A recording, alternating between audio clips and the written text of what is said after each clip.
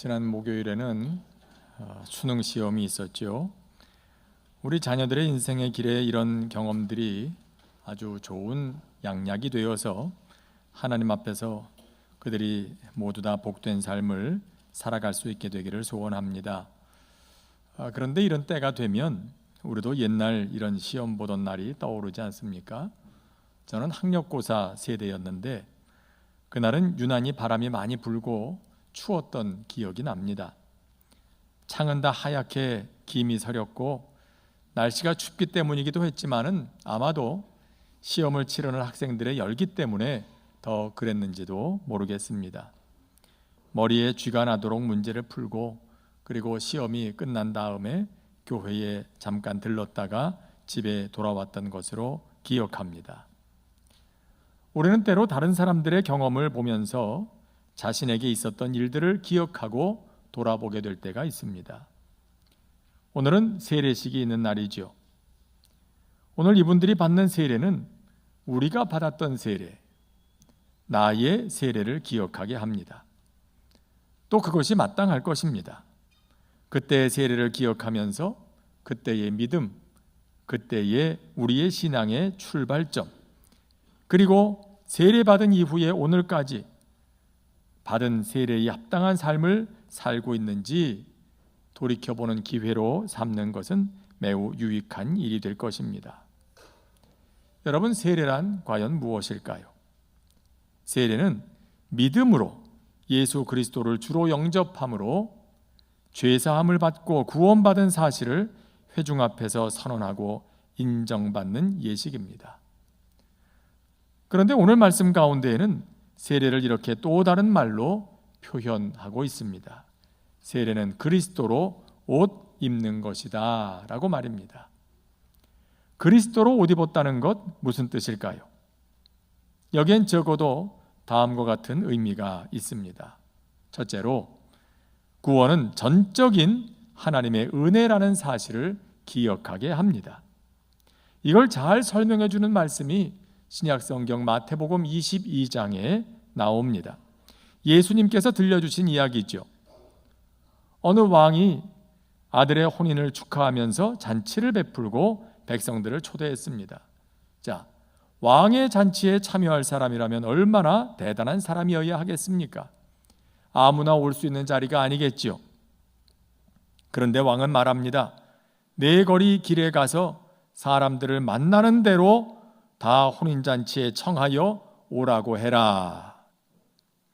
길가에서 만나는 사람을 다 데려오라는 겁니다. 그래서 종들이 나가서 사람들을 데려오는데 자, 어떤 사람들이었을까요? 성경은 이렇게 기록하지요. 종들이 길에 나가 악한 자나 선한 자나 만나는 대로 모두 데려오니 혼인잔치에 손님들이 가득한지라. 놀랍게도 왕의 잔치에 참여한 사람들은 특별한 사람들이 아니었습니다. 특별히 의롭거나 특별한 업적이 있거나 부자이거나 외모가 탁월하거나 그런 사람들이 아니었습니다. 어디든지 길에 서면 만날 수 있는 지극히 평범한 사람들, 심지어 그 가운데는 악한 사람도 있었습니다. 이 모든 사람들을 잔치에 초청받게 됩니다. 그런데 여기에 딱 한 가지 조건이 있습니다. 그것은 예복을 입는 것입니다. 예복만 입었으면 그 사람이 어떤 사람이든지 그저 묻지도 따지지도 않고 다 왕의 잔치에 들어오는 겁니다. 그런데 말씀에 보면 딱 한 사람, 잔치에서 쫓겨난 사람이 있었습니다. 성경은 그가 대단히 악한 사람이었다든지 혹은 다른 문제가 있는 사람이었다, 그런 설명을 달지 않습니다. 다만 한 가지를 문제 삼습니다. 친구여, 어찌하여 예복을 입지 않고 여기 들어왔느냐? 다른 건 아무것도 묻지 않습니다. 다만 왜 예복을 입지 않았느냐고만 묻는 거죠. 이 이야기가 가르쳐주는 건 뭘까요? 고대 시대에는 잔치를 베푸는 사람이 초청받은 사람에게 예복을 보내주는 관례가 있었습니다. 그 예복을 입고 잔치에 들어오라는 거죠. 이것이 꼭 입장권 혹은 초대장과 같은 역할을 했던 것 같습니다. 그런데 게다가 이야기 속에 나오는 사람들은 거리에서 초청을 받아서 왔으니 집에 돌아가서 예복을 갖추어 입고 올 수도 없는 상황이었습니다. 서로 예복이 있다 할지라도 말입니다. 이 사람들은 왕이 보낸 예복을 입고 잔치에 들어온 겁니다. 자, 여기서 왕이 주는 예복이란 예수님의 피, 예수님의 의를 가리킵니다. 왕의 잔치는 하나님 나라, 천국을 의미합니다. 우리가 구원받고 하나님의 나라에 들어갈 수 있는 자격을 얻게 하는 것은 오직 하나님께서 우리에게 보내주신 예수님의 피, 예수님의 의밖에는 없다는 것입니다. 내가 의로워서 구원받은 게 아닙니다. 내게 뭔가 특별한 것이 있어서가 아니라는 겁니다. 예수님의 피, 예수님의 의를 옷으로 입었기 때문에 왕의 잔치에 들어갈 수 있는 거지요. 이것이 유일한 조건입니다. 다른 것은 하나님께서 아무것도 요구하지 않으십니다. 예복을 입었는가? 이것만을 보시는 거지요. 자, 그런데 문제가 있습니다. 이 옷 안에는 누가 있는 걸까요? 겉으로 보면 예복을 입는 것 같지만 그러나 그 예복을 벗어버린다면 그 속에는 누가 있는 겁니까? 여전히 연약하고 누추한 우리의 모습이 있지 않습니까? 왕이 보낸 예복이 아니면 잔치자리에 들어갈 수 없는 것처럼 우리는 예수님의 피, 예수님의 의가 아니면 여전히 연약하고 누추할 수밖에 없는 사람, 하나님 나라에 합당치 못한 그런 죄인의 모습이라는 것을 잊어서는 안 된다는 겁니다. 오직 왕이 보내준 예복, 오직 하나님께서 우리를 위해 보내주신 예수님의 피, 그분의 의가 아니면 우리는 천국 잔치, 하나님 나라에 들어갈 수 없는 연약한 사람들이다. 세례는 바로 이것을 기억나게 하는 사건입니다. 옛날 페르시아에 아야즈라는 노예가 있었습니다. 그는 왕의 신임을 얻어서 왕의 보물 창고를 관리하는 그런 일을 하게 되죠. 그러자 주위 사람들이 그를 모함하기 시작했습니다. 아야즈가 창고에서 왕의 보물을 훔쳐간다는 겁니다. 이 말을 들은 왕이 하루는 창고 옆방에 구멍을 뚫고 그 말이 사실인가를 확인하고자 했습니다. 그런데 정말로 조금 있으니까 아야즈가 창고 안으로 들어오는 겁니다. 그리고 보물 상자를 꺼내더니 뚜껑을 여는 겁니다. 이 모습을 본 왕은 배신감에 어쩔 줄 몰라 했습니다. 바로 그때였습니다. 아야즈가 상자에서 꺼낸 건 뭐였을까요? 왕의 보물이 아니라 그가 궁궐에 들어올 때 입었던 누더기 옷이었습니다. 그리고 자기의 관복을 벗고 이 누더기 옷을 걸쳐 입고 거울 앞에 서서 그런 자신의 모습을 보면서 스스로에게 이렇게 말하는 겁니다. 아야즈야, 지금의 너를 있게 한 것은 왕이시라는 것을 잊지 마라. 결코 내가 잘나서가 아니다. 내가 노예로 팔려서 이 옷을 입고 성으로 들어오던 날을 잊지 마라. 그리고는 그 옷을 벗어서 다시 고이 접어서 보물상자에 넣고 창고에서 나왔습니다. 왕이 이 장면을 봤습니다. 너무 감동을 받았습니다. 그래서 아야즈를 품에 안고 말합니다. 사람들이 말하기를 네가 내 보물을 훔쳐간다더구나. 하지만 이제 보니 네가 훔쳐간 건 창고에 있는 보물이 아니라 바로 나의 마음이었구나. 사람들은 참 쉽게 교만해집니다. 어려울 때는 하나님 앞에 그렇게 간절히 구하다가 정작 구한 것을 얻고 나면 자기가 잘나서 자기가 잘해서 그렇게 됐다고 생각합니다. 신앙생활을 하다 보면 우리가 받은 구원도 하나님께서 우리에게 베풀어 주신 은혜도 그렇다고 생각하게 될 때가 있습니다. 내가 의로워서 내가 자격이 있어서 구원받은 것처럼 교만해질 때가 있다는 겁니다. 그러나 결코 그렇지 않습니다. 성경은 모든 사람이 죄를 범하였으므로 하나님의 영광에 이르지 못한다고 말합니다. 또 의인은 없나니 하나도 없다고 가르쳐 줍니다. 여러분, 그렇습니다. 우리 가운데 스스로의 힘으로 자신의 옷을 입고 왕의 잔치에 참여할 수 있는 사람은 한 사람도 없습니다. 왕이 보낸 예복, 곧 예수님을 옷으로 입었기 때문에 구원받고 천국에 들어갈 자격을 얻는 것입니다. 오직 이것뿐입니다. 세례는 바로 이것을 다시 기억하게 합니다. 우리는 오늘 누군가 세례받는 그 일을 떠올리면서 우리에게도 그러한 일이 일어났다는 사실을 다시 기억해야 할 것입니다. 둘째는 나의 신분의 변화를 기억하게 합니다. 여러분, 탕자의 비유를 기억하시죠? 탕자는 본래가 다복한 집안의 아들이었습니다. 그런데 그가 아버지를 거역하고 집을 나가서 허랑방탕하다가 그만 다른 사람의 노예가 됩니다. 짐승 취급을 받다가 견디다 못해서 다시 집으로 돌아옵니다. 벌거벗은 몸으로 빈손 맨발로 돌아옵니다. 그때 그 아들을 보자마자 아버지가 한 일이 뭘까요? 옷을 입히고 신을 신긴 것입니다. 여러분, 고대 시대에는 노예에게는 옷이 주어지지 않습니다. 노예는 옷이 없습니다. 아버지가 아들에게 옷을 다시 입혔다는 것은 그 아버지의 아들이라는 신분을 다시 회복시켜주는 행동인 거죠. 넌 이제 종이 아니라는 거죠. 너는 이제부터 나의 아들이다 라는 신분을 다시 회복시켜주는 사건입니다. 그리스도로 옷 입었다는 것도 바로 그런 의미입니다. 이제 나의 신분이 하나님의 아들 예수 그리스도를 옷으로 입었다. 다시 말해서 이제 나는 존귀하신 하나님의 아들과 딸이라는 신분을 가진 사람이 되었다라는 것입니다. 이제 너는 죄의 종으로 살 것이 아니라 나의 아들이요 나의 딸이라는 새로운 신분을 가지게 되었다라고 주님께서 우리에게 말씀하시는 거죠. 여러분, 우리가 하나님의 자녀라는 신분을 얻게 되면 우리에게 어떤 일이 일어날까요? 탕자가 집으로 돌아온 후에 어떤 삶을 살았을까요? 성경에는 구체적으로 나와 있지 않지만 분명한 것은 아버지의 아들로서 그가 집에서 누리던 모든 것들이 다시 회복되었을 겁니다. 아버지의 아들로서의 명예, 아버지의 사랑, 관심, 보호, 그 밖에도 아들로서 누릴 수 있는 모든 것을 다시 누리게 되었을 겁니다. 하나님과 우리 사이에도 그런 일이 일어납니다. 예수님을 옷으로 입은 사람은 이제 하나님의 자녀라는 새로운 신분으로 살아가게 됩니다.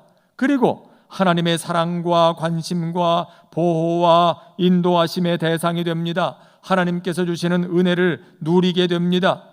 우리가 예수님의 이름으로 기도할 수 있는 것도 그런 신분에 주어지는 특권인 것이죠. 자녀들이 부모 앞에 나아가서 무엇이든지 구할 수 있는 특권이 그들에게 있는 것처럼 하나님의 자녀라는 신분을 얻는 순간 우리는 예수님의 이름으로 언제든지 하나님 앞에 나아가 구할 수 있는 특권이 생기는 거예요. 부모가 자녀의 보호자가 되지 않습니까? 자식을 낳게 되면 나중에 그 자녀가 관공서에 가서 서류 같은 걸 쓸 때도 보호자 쓰는 날에 누구 이름을 씁니까? 부모님의 이름을 쓰는 것이에요. 부모가 자녀들의 보호자가 됩니다. 그리고 자녀가 장성할 때까지 필요한 걸 공급해주는 공급자가 됩니다. 그 집에 있으면 배고플 때 밥을 언제든지 얻어먹을 수 있는 권리가 있어요. 왜? 내가 그 집안 자식이니까. 부모로부터 필요한 것들을 공급받을 수가 있어요. 또 어린 자녀의 손을 잡고 그 길을 인도하는 인도자가 되어주듯이 부모들이 말입니다. 이제는 하나님께서 그렇게 우리에게 보호자와 공급자와 인도자가 되어주시는 것입니다. 세례는 우리가 어떤 사람이 되었는지, 우리가 입은 옷이 뭔지, 그리고 그 옷은 우리에게 어떤 신분을 보장해 주는지 이걸 기억하게 해주는 겁니다. 셋째는 그 옷에 합당한 삶을 살아가게 합니다. 사람은 옷에 합당한 행동을 요구받죠. 경찰관의 제복을 입으면 경찰이라는 신분에 합당한 행동이 요구됩니다. 의사의 가운을 입으면 의사라는 신분에 합당한 행동이 요구되죠. 그리스도로 옷 입었다는 것도 마찬가지입니다.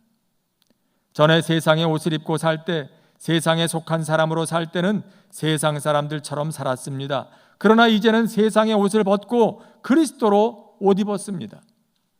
그 말은 이제 그리스도로 옷 입은 사람답게 그리스도로 옷 입은 하나님의 자녀, 그 신분에 걸맞게 살게 된다는 겁니다. 그래서 이제는 세상이 무엇을 요구하는가, 사람들이 어떻게 살고 있는가, 그것이 아니라 하나님의 요구는 어디에 있는가, 하나님의 자녀들, 그리스도라는 옷을 입은 사람들의 삶은 어떠해야 하는가, 바로 거기에 관심을 두고 살아가게 됩니다. 이것이 그리스도로 옷 입은 사람의 모습이지요. 며칠 전에 어느 목사님으로부터 이런 이야기를 들었습니다. 그 목사님이 청년부 회장을 하던 시절에 청년부 부장 장로님 얘기입니다. 그 장로님이 하루는 사업상 바이어를 만나게 되셨답니다. 그를 영접하고 호텔까지 안내해 주었습니다. 그런데 그 바이어가 이 장로님에게 아주 부적절한 접대를 요구하는 겁니다. 이 장로님이 크게 고민이 됐습니다.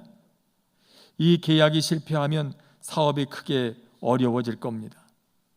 그러니 이것도 잘못 그르칠 수도 없는 일이지만 그렇다고 선뜻 그 요구를 들어줄 수도 없는 일이었습니다. 고민 끝에 호텔을 나가서 밖에 나가 보니까 저 앞에 빨간 십자가가 보여요. 그 교회의 문을 열고 예배당에 들어가서 간절히 기도했습니다. 하나님, 이걸 어떻게 하면 좋겠습니까? 그리고는 힘을 얻어서 죽으면 죽으리라 하는 마음으로 다시 그 바이어를 찾아갔습니다. 그리고 그에게 이렇게 말했습니다. 선생님, 죄송하지만 저는 예수 믿는 사람입니다. 그래서 당신의 그 요구를 들어드릴 수가 없습니다. 양해해 주십시오. 하지만 저는 당신도 예수 믿고 구원받았으면 좋겠습니다. 그렇게 얘기를 했어요. 자, 그 말을 들으니 바이어가 어떻게 반응했을까요? 이분이 그 장로님 앞에 무릎을 꿇더니 눈물을 흘리며 이렇게 말하더랍니다. 부끄럽습니다. 저도 어릴 적 교회를 다녔습니다. 그런데 자라면서 믿음을 버리고 사업한답시고 흥청망청 쾌락에 빠져 살았습니다. 그런데 그런 저를 위해서 나의 어머니는 날마다 기도하셨었지요. 이제 나에게 그렇게 말씀하시는 당신 앞에 서고 보니 내가 너무도 부끄럽습니다. 그 다음은 어떻게 됐을까요? 계약은 물론 잘 성사됐고요. 장로님의 사업은 다시 일어서게 됐답니다. 그 장로님이 청년들 앞에서 하신 간증입니다. 그 간증을 들었던 청년부 회장은 지금 그 이야기를 하는 목사가 되어 있고요. 여러분, 그리스도로 옷 입은 사람으로 산다는 것, 그리스도라는 옷에 합당한 삶을 사는 것입니다. 단순히 나의 의로움을 과시하려는 게 아니겠죠. 그렇게 살아감으로 거룩하신 하나님이 나로 인하여 이 땅에서 영광을 받으십니다. 그리고 그런 삶을 사는 사람들 덕분에 이 세상도 복을 누리게 됩니다. 그리고 마침내 하나님께서 태초부터 꿈꾸셨던 그 하나님의 나라가 이루어지게 되는 것입니다. 요즘 밖에 나가면 하루하루 더 차가워지는 그 바람 앞에서 나무마다 여름 내 입었던 옷을 다 벗어버리고 봄이 돌아오면 다시 새 옷 입을 준비를 하는 걸 봅니다.